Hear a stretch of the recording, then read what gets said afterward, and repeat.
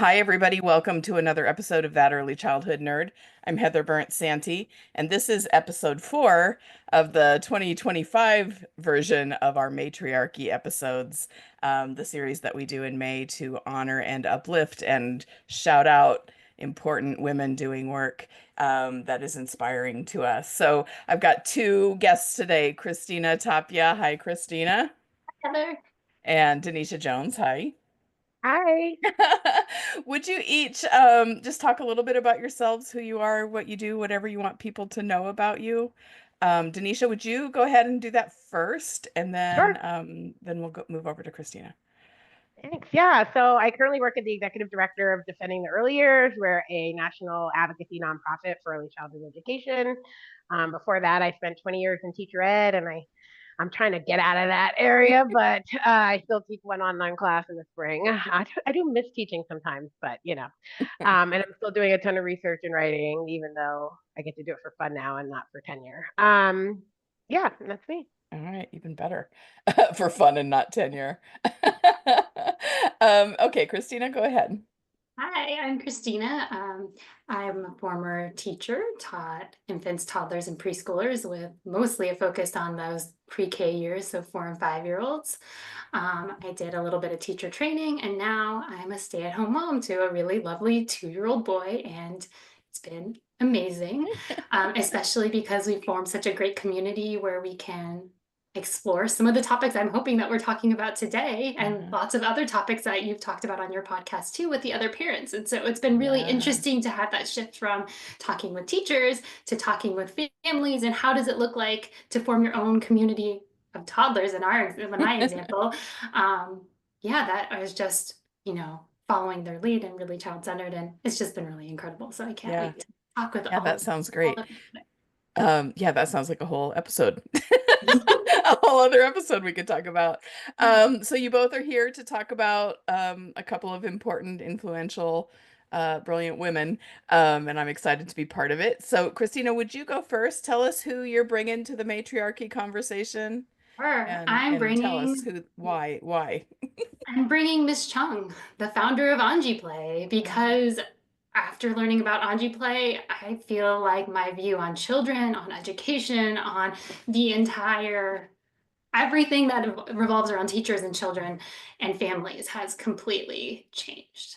So, I'm sure that you have episodes that talk about her, so I won't go into what a badass she is, like as far as like forming all of her schools and all that kind of thing. But I'll say that the thing that she's mostly I've been most inspired by, well, there's been a couple things and they kind of overlap, is the idea of true play, children yeah, engaging in whatever they would like to do essentially, and teachers there being a present observer and really being there and watching and witnessing all the amazing things that they do. And when I first heard Miss Chung speak, I was kind of at this point in my teaching career where I was leading those, like, morning meetings or circle times or whatever. And I'm like, this just feels wrong. Like, why am I the one up here sharing all this information?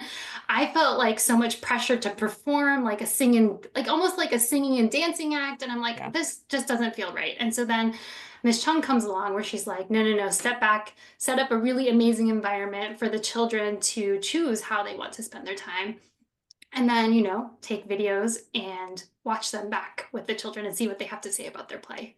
Mhm. And I did that in my pre-K classroom, and it was so transformative. I remember stationing myself in the like large block area in our playground, and I was recording this video, and I'm like, oh, this is so awesome. I'm going to take it back to the children, and we're going to watch it.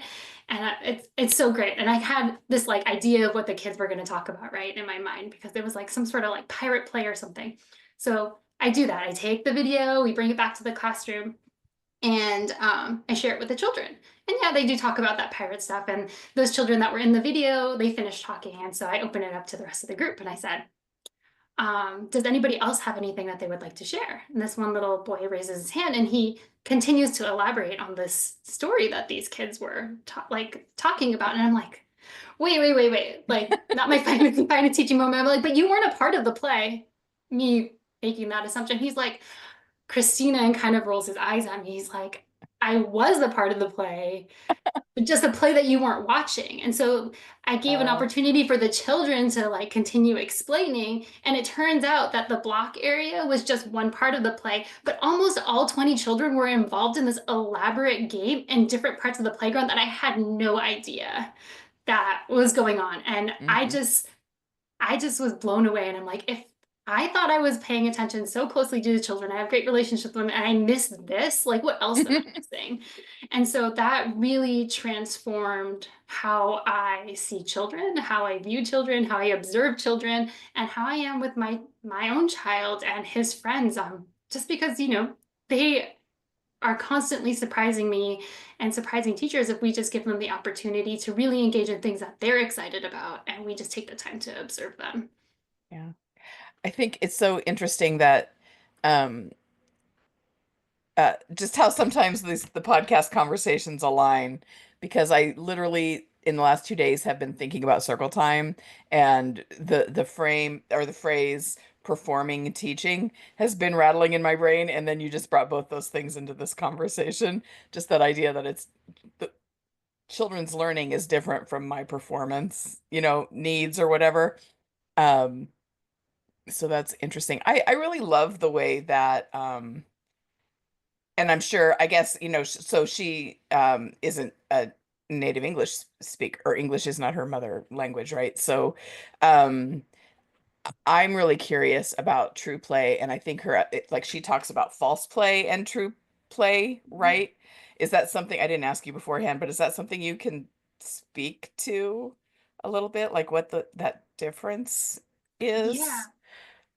I'm trying to And think. if there are nuances to the language, or is it really just hardcore true play? Like, is she really drawing that distinct line? Yeah, I actually talk about that a lot, and when I talk about her and the work that I learned from her and that distinction as well too. Yeah, It's super important. yeah. So But when I, you, I, I, I temper it by saying traditional play because I think it offends people who engage in that type of like it's like your traditional early childhood classroom centers, limited Yeah. amount of space, kids are there. What I remember, because I went to the True Play conference in 2019 and I became an Anji Play ambassador and fellow, and I loved learning about it as well too. But what I remember her saying, or what I at least share in my talks, is that she talks about the children were engaged in what the adults thought they should be doing. It looked Uh-huh. like play that adults liked. And she has this thing about children smiling with their eyes. They're not. They're smiling, but it's for the adult, right? It's very Uh, much this is what play should look like from an adult perspective, but not what children would do if they were freely allowed to play on their own. I see. So Yeah. I say it's traditional play. It's what my kindergarten class would look like. Go to Yeah. your center. No, that many people can't be in there. No, you can't go anywhere else. No, you can only use the materials right there. It's a lot of restrictive, right? But Uh-huh. we feel like, oh, we're great. We're letting kids engage in this, what she called false play. But Yeah. it took a while, right, for her to see that difference, I think, in the false play to the true play. Interesting. and I think Smiling it with can their be, eyes. and I think Yeah. it can be a little nuanced too, because Yeah, a that's what I lot wondered. that I've noticed is like, things that are set up for children that are supposedly open-ended.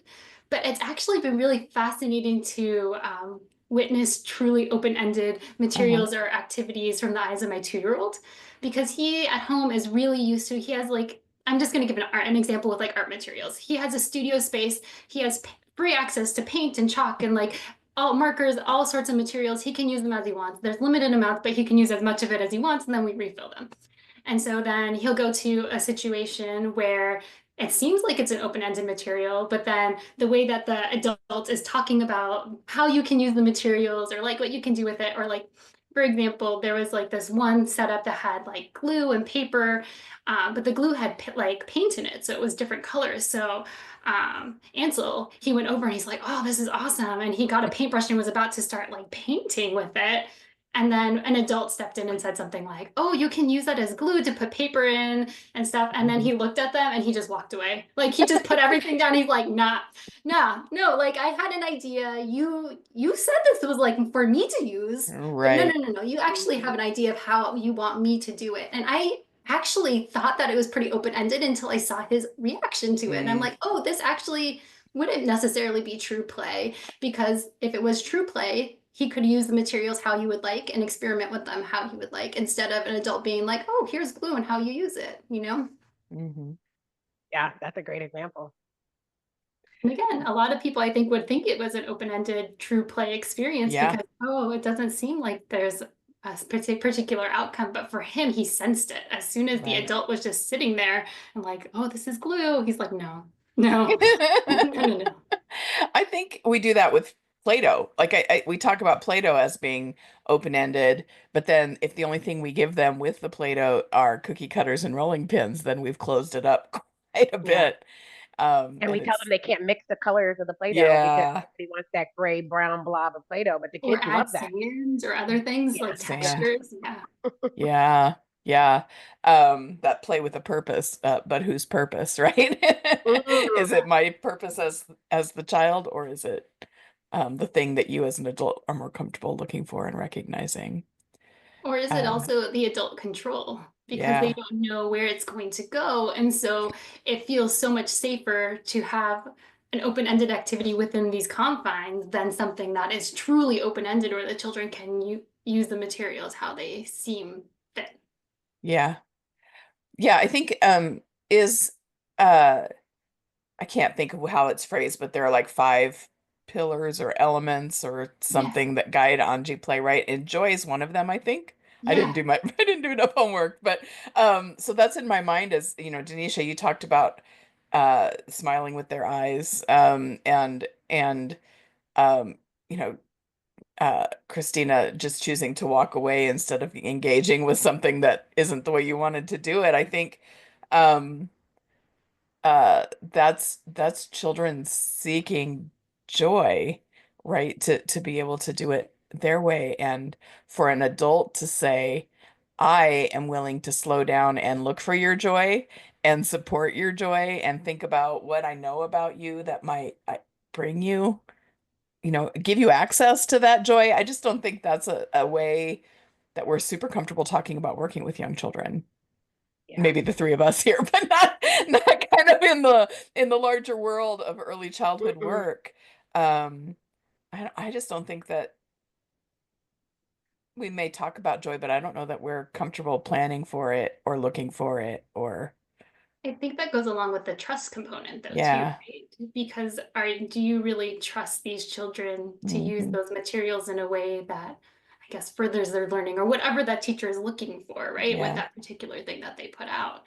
Um, do you trust that child to be able to use it in a way that makes sense for them? Do you trust them to, I don't know, not waste the material? I hear that a lot, right? Yeah. Like, is it really truly waste? Or is it them really deeply figuring out how that material works and then finding Yeah. joy through that, right? Heather, maybe they don't even get Yeah. to that point because it's stopped before they are able to experience that joy. Right. Yeah, I think the lack of trust for children is a big issue. People just don't trust that children want to learn. Like they're just like they're wired for learning. They're wired for like, and there's this idea that it's not happening unless I'm directing it and I'm scaffolding it and I'm Hmm. guiding it. And so that if you and then you don't trust their underlying motivations because we ascribe a lot of adult behaviors to young children. Yeah. Like yeah, even like the idea of children being manipulative, I have a hard time accepting Right. that because I don't think children have a lot of the cognitive abilities to Right. manipulate, right? Even when they know they're smiling at you and cute and they're asking you for something, is Uh-huh. that manipulation or is that just their how they get what they want, right? Like Yeah. they're just engaging in this kind of action where they're trying to get something from you, but but I hear that a lot. Oh, they're just manipulating you. If you don't put a stop to that, they're gonna take advantage of. And I'm like, I don't know that. I'm sure it shifts, and in some point, some children do learn these skills Yeah. and they learn to imitate them, but many young children don't, right? But Yeah. we don't trust that children are naturally want to do the right thing, that children don't want to get hurt and don't want to hurt themselves, right? Yeah. That there's a lot of this lack of trust, I think. Yeah. Which is Yeah, I yeah, mean that connects too to what you said a little bit ago about if I'm not in charge, there's no learning possible. And I think that's one of the most remarkable things about Anji Play's story, and about Ms Cheng is uh, that she's talking about what we would call elementary school children, right? In kindergarten, in the Kindergarten, five, yeah, up to yeah, kindergarten. kindergarten and up. It's Or 3 to just 6 year olds. Yeah. 3 to 6 year olds. Oh, okay. So I Yeah. misunderstood that. But still, we start treating them like school agers when they're 3. Exactly. And so Yeah. she's really, and we have this idea that, oh, China, they really work their kids early, and so she just kind of threw a lot of things on its head when she came Mhm. out. I feel like if I hadn't experienced it, and maybe you could speak to that too, Denisha, since you've been there as well, like, yeah, hearing about it and seeing videos and witnessing it are two completely different things. So Mm, like, Yeah. yeah, it's really great, oh yeah, all these things happen. And then I feel like I've just been to so many schools where it's like, oh, this is what the school looks like. This is what they believe. And then you get there and you're like, okay, that's a hmm little bit hmm different. But I feel like with Anji Play, it's the one time that I went to a school where I'm like, whoa, this is even more than I expected going Oh, in. I really? remember just going on my like to the first school and just sobbing, like just an overwhelming emotion, because I'm like, this is what childhood should be. This is what all hmm children should have access to, but not everyone. I mean, obviously, not everyone has access to that or even close Yeah. to Yeah. it. Yeah, I think the last day I was there for the conference, I did have that moment of crying and tearing up. And I'm not really that emotional. I mean, it's funny, like I can cry in commercials, but I don't really get emotional around people. But like I just did feel this overwhelming sadness that the Uh, children that I was returning to in the United States, most of them would not get these kind of experiences. And they have every right to them, right? They have every right hmm to a space that's just designed for them to just be children all day and play and engage in ways that they want. And they still do clean up and circle Yeah. and all these things, but that wasn't the driver of it, right? And again, it was very trusting that children can go off and do their own thing and that they'll be okay. I remember one boy, I was like, he was building this ladder slide down a hill, and he's got a sled, and so there's a gap, so he's like trying to line the ladders up so he can coast down. But I'm afraid he's going to pick up too much speed and like crash. And there's Yeah. no one over there but me. So I kind of like positioned myself in front of him. And he looked at the top and he looked at me and he goes like this, like move. And I'm like, you're gonna hurt yourself. So I'm like, fine. I move out of the way, but I'm like ready to pounce and like do first aid. And like he came flying down the hill, turned the sled, and that was it. And he got up and I'm like cheering him on. He's looking at me like, whatever. And he goes back up to the top and he's gonna do it again. But as he comes, he's got to fix the ladder, right? Because it moves and it shifts. And it was just like no one was bothering him. He didn't need anyone bothering him. He knew exactly what he was doing. He Yeah. was doing it, and I got to witness that. And I'm so glad he told me to like get out of the way, lady. Like, and yeah, that's most of the adults were okay with. They trusted the children to do what they did. And yeah, sometimes kids fall down, they get hurt, they go to Yeah. an adult, they need help and they ask for help, but they're not told no a lot of the hmm time for what they want to do. They're not hmm they're not automatically given a no, which I think is a big Yeah. thing that we feel like we have to constantly be saying no to children. Yeah. Well, I mean, that ties right into risk, which is another thing she talks about a lot, the value of risk, and that children deserve that kind of play, because children aren't going to learn to feel safe in an environment where we're telling them constantly to stop because they're in danger. Everything they want to try, no, that's not safe, or no, you need to get down, or no, you can't. They're going to learn to trust their environment by having that kind of play experience, but also knowing that if I do need a band-aid, there's a teacher here who will get that for me. If I do need to clean up a skinned knee, there's a teacher here who will help me with that. Um, and I every now and again I'll get people who say, "So seriously, you don't care if kids get hurt?" It's like, kind of.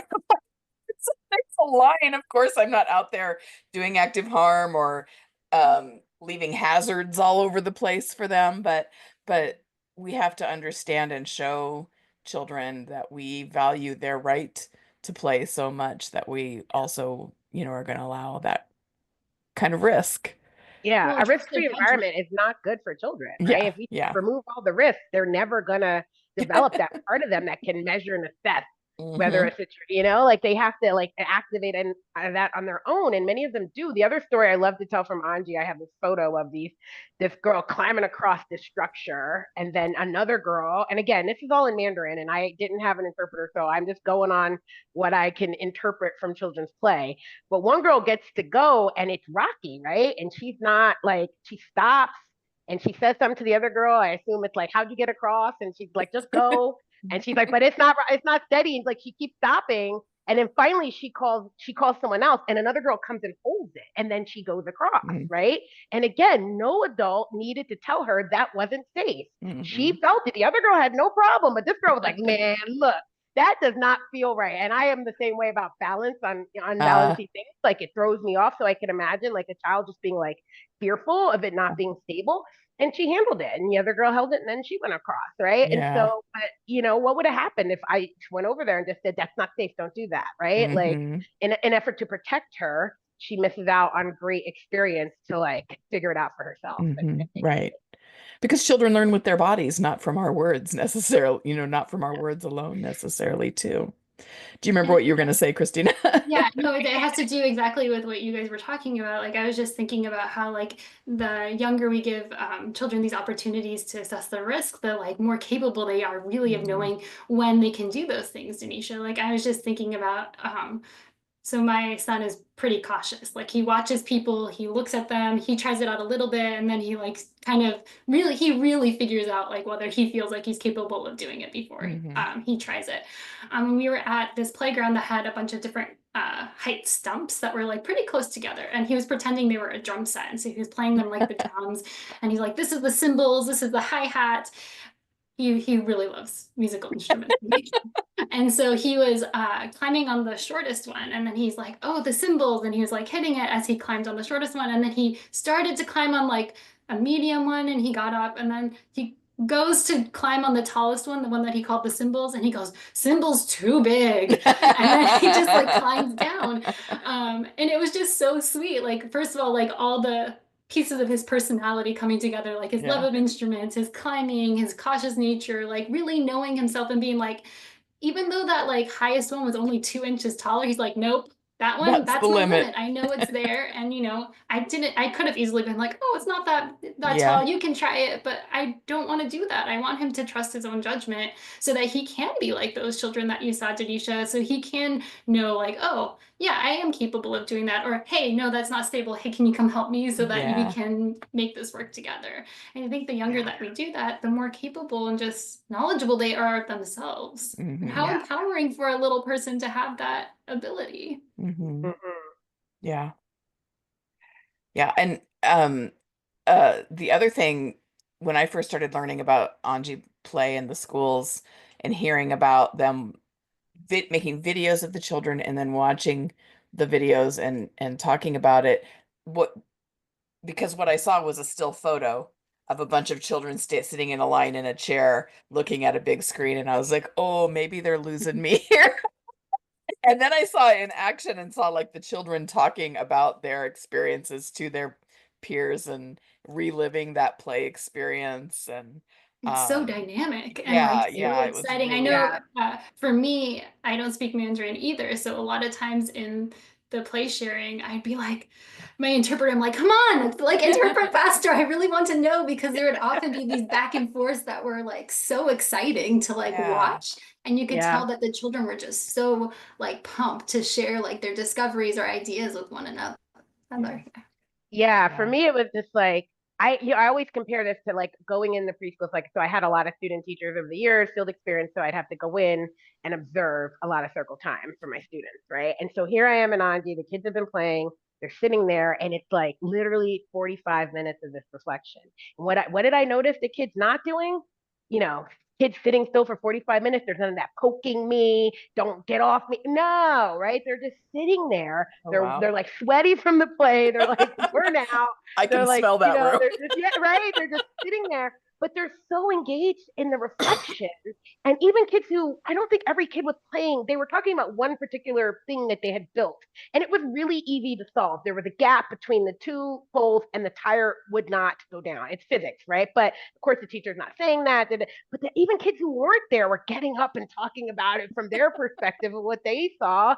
And it just went on and on. And the kids were, there's a whole room of people behind them. And every now and then one would turn around and look, but I couldn't just, I get kids in a preschool setting, like they can't sit still just because I'm in the room, right? And it's like, there's so much happening that they can't focus, but they're so engaged in talking about what they were doing, and the teacher asking questions, and then they just kept coming up and pointing and coming up with new ideas, and the fact that at the end, okay, that's it.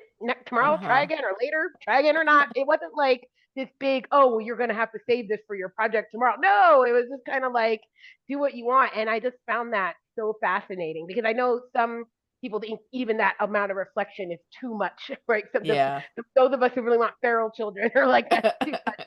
But when you see it in action, you see how beautiful it is, because that opportunity to talk about what you were doing, based, they have their drawings, the photos, the videos. I just think it reinforces so much of the skills that the children were developing. Mm-hmm. And what a like, I can't think of a better way to form community than to talk about the thing that's most important to all of you, like the play that you were just involved in, right? And so I think a lot of times as teachers, we use, circle time or morning meeting as like, oh no, we have to have it because it's like, this is how we build community. But how can we build community through really centering it around the child and the play that's the most interesting to them? Yeah. I mean, I think community and literacy, right, are the big excuses for circle time. And I'm imagining how much richer their vocabulary was when they're doing the play sharing, and how much probably their sentences were longer, and they're all hearing and sharing. And I think that's so much, feels so much deeper and more authentic to me than a question at the end of each page of the book. Yeah, and I think that what's really fascinating to me too is I had the opportunity to spend 2 months in a 3-year-old's classroom at the beginning of the school year. So like children that had just first entered the school, most of them hadn't been at school before, and I was able to follow them through. Their last year was actually the year 2020, so COVID, so I didn't get to visit them in that last year. But I remember I was able to visit them like 3 or 4 times in the span of their school career in their Anji play schools. But I remember there were certain kids that this one little girl in particular, when they first started doing play sharing, all for the entire 3-year-old year, she wouldn't participate. She wouldn't engage. She just was not.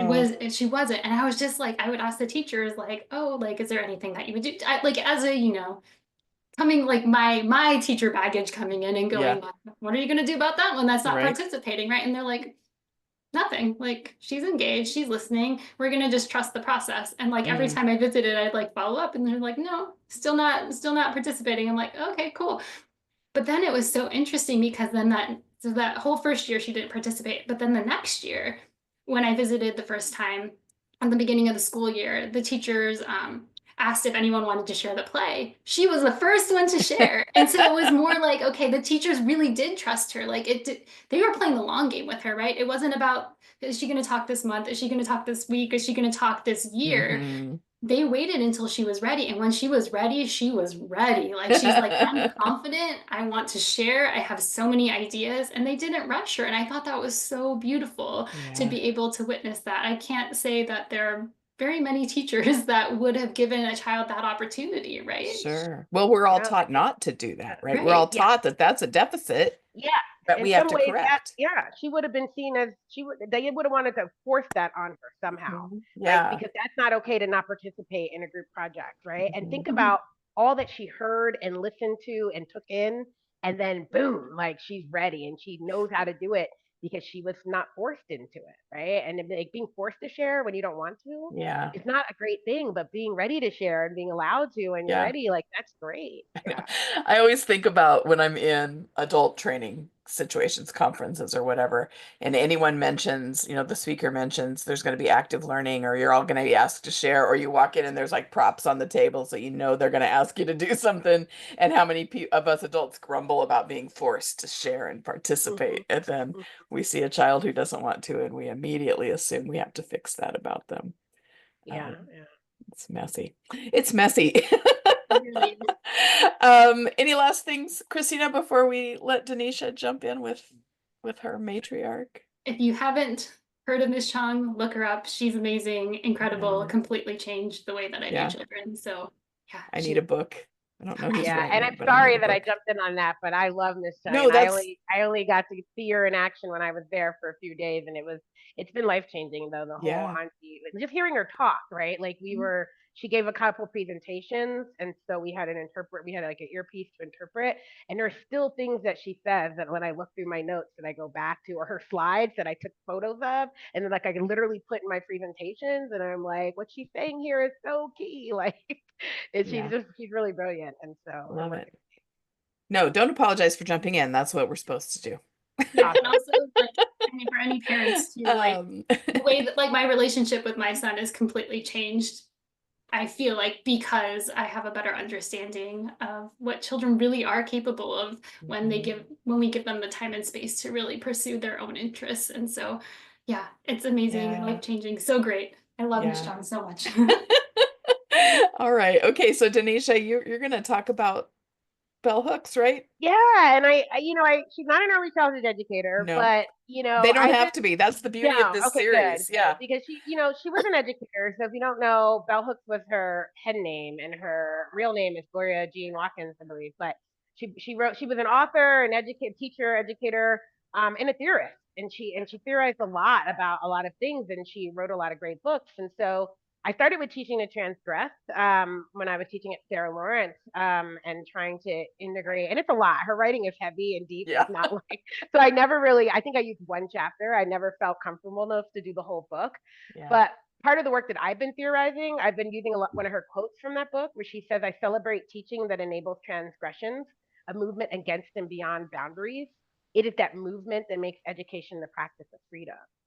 And so that quote has really stuck with me a lot. When I was at Anji, I started thinking a lot about freedom and liberation. And I was seeing that not just in the children, but in the way that teachers were too with them, which was I thought was super important. And so I've been, what is in early childhood, right? A lot of her quotes, I call her a critical pedagogy, right? Critical theorist, but it's really applied to adults and older. She taught Hmm. college level, students and stuff. But this idea that teaching that enables transgressions against boundaries. And so in early childhood, what is that? Well, for me, that's play, right? So I've been Hmm. talking about play as liberation, and I use her quote and I actually rewrote it where I say, I celebrate, it is play that makes, education the practice of freedom, especially in young children, right? Because that is when they're really free, if it's the real true play, right? That they're Right. free to do. And then I started reading all about love and like, oh my goodness, right? And then it made me think because one of the 5 Auntie principles is love, right? And Right. we don't really think about love, right? And I remember writing about it in Anji and experiencing it, and like the teachers love the children love the teachers, they love their school, the community. There's love there, but the way she talks about love and the love we get in childhood, which is really more care sometimes, like Hmm. because sometimes and I grapple with this a lot, right? So I adopted 2 kids 3 years ago, almost 3 years ago, and they're teenagers, right? They were 14 and 12 at the time, and now they're 18 and 16. And I know it's hard because you're coming into this family you're building, and I know my daughter sometimes she's like, I don't know what love is, right? How do you know? And so we've had these conversations, and I'm like, it's you feel you love your brother, right? You're developing Hmm. love for me, I have a love for you guys. It's hard to like, where did that come from, right? When you're not, you weren't together your whole life, I didn't watch you Hmm. grow up and all these things, but there is some love there, right? And it's more than just the care, right? It's these other things. And so when I started reading that book, I was just blown away because she talked about justice and childhood love lessons, right, in this chapter. That's just really amazing. And one of the things that I think people really take from her work in terms of early childhood is this idea that she says that there can be no love in abuse, right? Because Hmm. often kids who are, their parents use physical discipline, they are taught that people who hurt you love you, and that's Hmm. okay. And she And hurt really you because they love you. hurt you Yeah. because they love you, Yeah. right? And so she really pushes against that and really argues against that idea, and that you have to receive love and to know love, you have to divorce the idea that love and abuse and neglect can coexist, right? Hmm. Because they can't coexist, right? Like they're the opposite. Abuse and neglect are the opposite of love, right? And Hmm. the different parts of love. And so and then thinking about all the work she read a lot of books, and she talked about a lot of research, men, people in prison, and the lack of love that they tend to have in their lives, and then how it causes trauma, but that they still love the parent even though they can recognize one day that they weren't raised in love, right? Like, Mhm. and then I'm also torn because like poverty, I think is a huge influence to neglect, right? Like how much Sure. of it is neglect and how much of it is poverty, right? And how much do they, but then how much does poverty like prohibit some parents from really engaging in loving ways with their children? They care for Yeah. them, and caring for them is a strain, right? Because you're living in poverty, but it's more than that, right? It's so how do you do that? So I've just been really impressed with her work, still trying to read it all, digest it all. And I just think Mhm. that there's a lot early childhood education can learn about her thoughts about love and about teaching beyond the constraints, right? That we are Mhm. really trying to engage with people on a level that's not just like passing information, right? It's this relationship, right? It's this Right. dialectical relationship. And she met Paulo Freire, and she understood his work too, and he talks about that dialectical relationship and how it's needed to transform, right, to bring about Mhm. change, and for people to develop that critical consciousness. And I think she'd make the same argument, right, that if you're not teaching in that way, if you're not engaging in education as a practice of freedom, then you're missing out on this opportunity. And so Mhm. what does that mean for young kids, right? How do we then Yeah. apply some of these theories of liberation and critical pedagogy in our work with young children? Because I feel like people are like, oh, yeah, that's great for high school students. But no, little kids need to be told what to do all the time. Little kids need prescriptions. Little kids need limits. And I'm like, no, Yeah. little kids need more freedom than the grown Yes. ups. Like, they need all the freedom in the world right Yeah. now so they can just be, right? And they can develop without constraint, and they can explore without boundaries, right? Like they Mhm. need that so much. And they're not getting it, right? Because Yeah. people just don't think they're worthy or they're capable. So I'm trying to push back on that. And so that's Yeah. why she's my matriarch. Yeah, so I have two things that came to mind. I hope I can remember them both. But the first is just the book Teaching to Transgress. Um, I just pulled off my shelf again. I read it when I first got this job as a college teacher, Mm-hmm. 4-ish years ago, to read. I had already read one of the others that I can't think of now, Mm-hmm. but I got So the many. Teaching to Transgress, and it's a heavy read. Mm-hmm. But I just got it out again because and I go in waves with this where I feel like I need to push with my students so that they know they can go out and push against the restrictive boundary of like this is what quality looks like, or well, parents want this, or where all the kindergarten teachers expect them to be able to do that. So I go back and forth between I'm here because I want to liberate my students to go out and think differently about things and make their own decisions about what to do with that different thinking. Mm-hmm. And oh my God, I'm just sending them out to get in trouble all the time at work. Yeah. So Yeah. when I feel that way, when I'm in that deep hole, I get Teaching to Transgress out, and I flip through my highlighted portions, and bell hooks really keeps me going on those Can I tell days. you? I would tell my students, like, look, I want you to go in there and disrupt stuff, but first you got to get the job, and you got to Yeah, keep the like. So it's like this master class in subversion, right? How yeah, do we subvert the system? Because yeah. yeah, and I'd have them talk to educators who were fired, right, for their Uh-huh. activism and their advocacy, and it's like, okay, like you have to walk the fine line, like you do. You want to assert yourself and say who you are, but you also want to. It doesn't do us no good if we're all employed and we can't get jobs because Yeah, so it's like it's tough, but we have to. But yeah, I'm not giving you the tools to just go out there and do the same thing, yeah, but you gotta work it, you yeah, gotta use it and read the room, and yeah, and understand that some strategies work better than others. Sometimes you need more time and experience, but finding those ways, right, those moments to transgress, right, you have to yeah, find them, and what do they look like? And yeah, it's yeah, tough though, I hear you. yeah. And the other thing then is just the idea of I just started the All About Love book. Carol doesn't know this yet, but I'm going to ask Carol Groban Murray to do some episodes with me about this one because I know that she has read this and thinks a Yeah. lot about love and care. Um, Mm-hmm. but it's the very beginning, she just comes right out with this love and abuse can't coexist. And I Yeah. think the tendency for an educator reading that is to say, yeah, parents are bad sometimes. But I think we also have to acknowledge love and abuse can't exist in our early childhood classrooms either. And that's harder to acknowledge. Like, I mean, I know there are instances of like physical harm sometimes, but I'm just talking about relational kind of aggression sometimes, and ignoring their needs and ignoring their rights for our own goals. I've also been thinking a lot about the code of ethical conduct that says we're not going to engage in any exploitative practices with young children. And what's more exploitative than me feeling like my teacher ego needs me to be in charge of everything, and so I'm going to put it on the shoulders of these 3-year-olds. Mhm.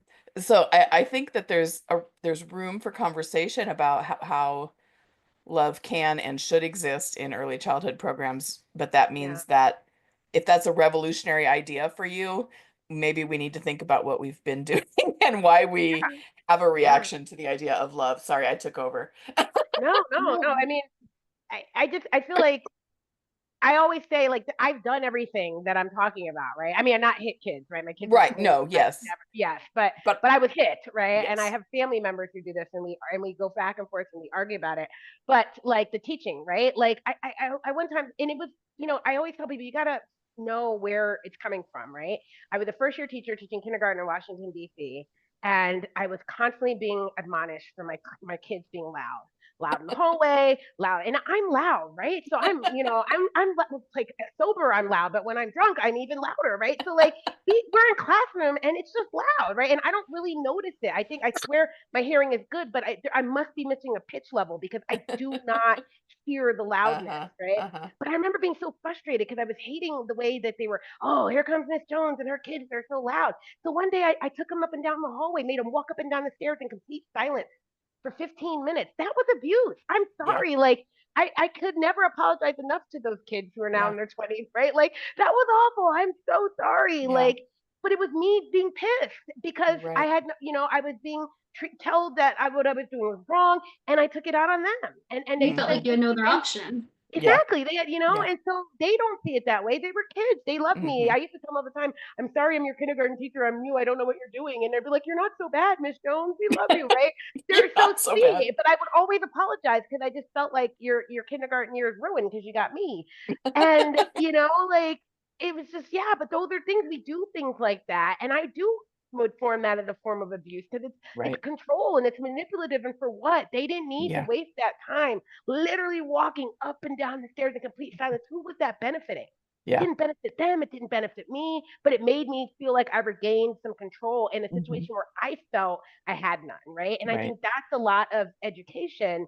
In some ways we are outnumbered. There's more of them in the room than there are of us. And so I'm so afraid that they're going to take over and we're going to lose control. But, Yeah. that rarely happens, Right. right? Like, and so, yeah, I just feel like we do need to think about why we feel the need to be in control with kids all the time. Is that the Hmm. expectation, the culture of the environment? What can we do to give Yeah. up some of that control? But I think Yeah. that's just in our mind. That's what we see teaching as. It's an Right. adult being in control of Yeah. other people's Oh, learning. teaching critical thinking. That's the other book that I couldn't think of. And that's where Ah, I yes, mean, that's yes, yes. that's the other thing I really get from Mm-hmm. Bell Hooks is all of the Yeah. discussion of critical thinking and what that really means Yes. and how it should look, Mm-hmm. and how it's a responsibility for us as Yeah. She wrote educators. Yeah. so many books. Like I'm Yeah. looking over here. She wrote children's books too. Oh, I didn't know Yeah, that. she wrote a couple. Happy to be nappy, Skin Again, Homemade Love. I'll have to check out Homemade Love. But yeah, Yeah. she wrote a lot of books, a lot on feminism, a lot on race, Right. which are really powerful. But I think there's just so many lessons there across the board. Yeah. And Krystina, I know, like, so what do you think of in terms of like love and Anji, right? Because I feel It's like, time for us to give I've been Krystina a waiting. I've turn. been waiting. Well, something that I was just thinking about is just like how Ms Cheng, I think she says, and again, this is translated, so maybe her words are a little different, but love each child as your own. She tells her teachers that. And it's not to be like creepy, like familiar relationships with all the children in your Right. classroom, but it's really like, how are you really seeing these children? How are you meeting them where they are? How are you loving them for who, like every single piece of them, the hard parts, the easy parts, the parts that are super like challenging. Mm. And I think that that's huge because something that I'm continuing to go back to, like, my thinking about schools for my kid, like, what do I want at the end of the day for him and his school environment? I want him to be loved. I want him to know that the people that he's going to school to see care about him, will support him, will do anything to make sure that his needs are taken care of. Mm-hmm. And I feel like, why is that so hard to find? Why is it Mm-hmm. so controversial to like want that for your kid or like anyone's kid? I don't Mm-hmm. know. Um, I remember anytime I did an interview when I was a center director and I said, like, why are you interested in the job? And they would say, oh, I just love kids. And it's like, okay, but I know you think you do, right? But Yeah. um, maybe in the noun sense to go, bell hooks talks about it being a noun, but we maybe need to think of it as being a verb. Mhm. But so I say, so what about the kid whose nose is constantly crusted with boogers, or what about the one who bites all the time? Like, how do you love them? And that would really stump them, and it was probably too hard of a question for an interview. But it is something we have to think about because it's almost looked down on to think about, Yeah. love each child like they're your own. That would freak a lot of people out if then I also said, like, and then by the same extent, it's for the director, how do you love all the teachers as your own too, with all their mm, messiness and all their pieces that we don't necessarily agree with? And that's where I have a hard time too. It's really easy to love the kids, right? Like it's really easy to, Exactly. even the biters, like they always have something like yeah, that's like redeeming. I think it's just so, like, for me personally, like working with the adults is always so much more challenging, sure, but like how can yes. we also like challenge ourselves to love our colleagues and other adults? And just thinking about my time at Anji and how my needs were taken care of before I even knew that they were in need. Mm, Like there was this one day for lunch, they were serving this like really spiny fish dish, like, and it was delicious, but like they knew my chopstick skills weren't great and they didn't want me to embarrass myself. So they made me a fried egg and they're like, oh, you can work on that like later when you're not around like all these other teachers, pretty much. They didn't say that specifically to me, but they're like, oh, here, we thought you would enjoy this. And I could read between the lines and like, but yeah, I wasn't offended. I felt taken care of. They're like, you sure. thought of what my need was and you met it before I even realized I was going to have a hard time eating this lunch. And Hmm. so it's simple things like that that can really make a huge difference. Yeah. And Yeah. I love that you said you felt taken care of, because the other thing that comes in when we're talking about love and children is, does every child feel loved by you? Probably not, unless we're really superheroes. And, the best day of teaching, there's going to be someone that we maybe, you know, snapped with We or didn't get it right. didn't get it right Yeah. with. And that doesn't mean that we're necessarily abusing, but we need to Mhm. keep working, I guess. We need to just be so intentional about it. Because it's how Yeah. they feel, right? It's not my intention. Well, I did this because I love them. Did they Hmm. feel the love? Then it's Yeah. not But the it's also same. like, what do we mean by love, right? I think she Yeah. starts in the beginning by questioning this, and she uses Yeah. somebody else's definition, Scott Peck. He Yeah. defines love as the will to extend oneself for the purpose of nurturing one's own or another's spiritual growth. Mm, Right. And so it combines. So that's the self love piece, right? You can self Yeah. love yourself if you have the will to extend yourself for the purpose of nurturing your own spiritual growth, and not spiritual in terms of religious, right? But right. just in terms of all these things. And so I think, and then she also talks about care, affection, recognition, respect, commitment, and trust, right? Mm, And so most kids would say, yes, my teacher loves me because my teacher cares for me, or my hmm. parents love me because my parents care for me. What about affection? Teachers usually not to affect. I mean, with the little kids, the hugs are great, but you're also Yeah. nervous about that, right? Because we Yes. live in a time where it's not always okay to be hugging and being affectionate with kids. Right. Recognition, right? Do you feel recognized and valued by your teacher? Respect. Do you feel respected? I think that's one of the ones where I see a lot of early childhood fields struggle with. They love Yeah. children, but they don't respect them. They don't Yes. respect them as autonomous human beings with rights. Commitment, right? Are they committed to them? I think, that's one. And trust, right? We talked about that. Oh, and honest and open communication. And how often are we Yeah. honest and open with young children because we don't Right. handle the truth sometimes.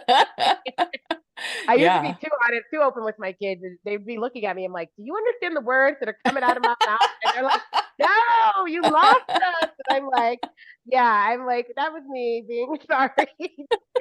I was like, I have doubts on what they can handle and stuff. That was the Yeah. only thing I love Well, teaching kindergarten, but I did want older kids sometimes. yeah. Yeah. But even like all our little teacher script and teacher phrases of, the walking feet, the crisscross applesauce, one, two, three eyes on me or whatever, that's not necessarily honest, open communication. I don't know that it's the worst thing a person could do. You know, it's not all that big. But if we're just wanting to communicate authentically, it's Yeah. just as easy to say, I need you to look at me right now for a minute, or that's too loud for And where look, we are, or sometimes, something you like know, you that. can't answer. Oh, sorry. You can't answer every why. I don't know what that Sure. is.